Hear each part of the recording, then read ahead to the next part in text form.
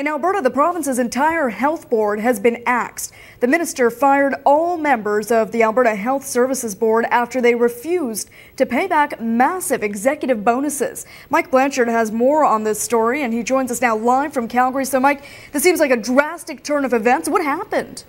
Yeah, big turn of events, in fact, Sneha. Although some of this wasn't entirely unexpected.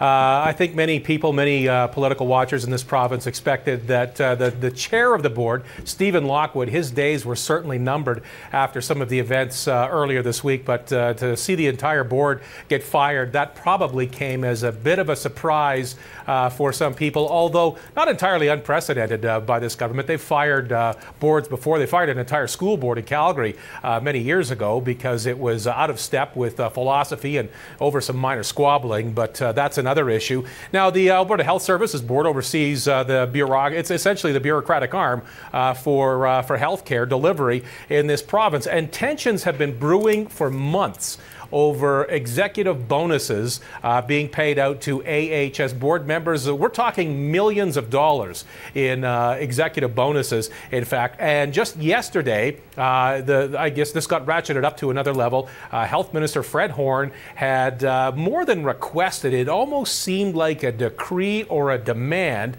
for the board to give up its health care bonuses, its bonuses this year. Now, the public has essentially been on side with the government on this one because of the optics of it. It looks bad when you're in a period of austerity to give up, to take bonuses like this. And frankly, the triggers for these bonuses are pretty easy to accomplish. Now, they are contractually, the board was contractually obligated to provide these bonuses this year, but said it would give them up this year. Anyway, here's a statement from the health minister, from Fred Horne. He said, at a time when asked our front line providers, including doctors, teachers, and support workers, to take freezes in pay, the unwillingness of the AHS board to reconsider its decision on pay risk is completely out of step with the government's priorities, and more importantly, the priorities of Albertan.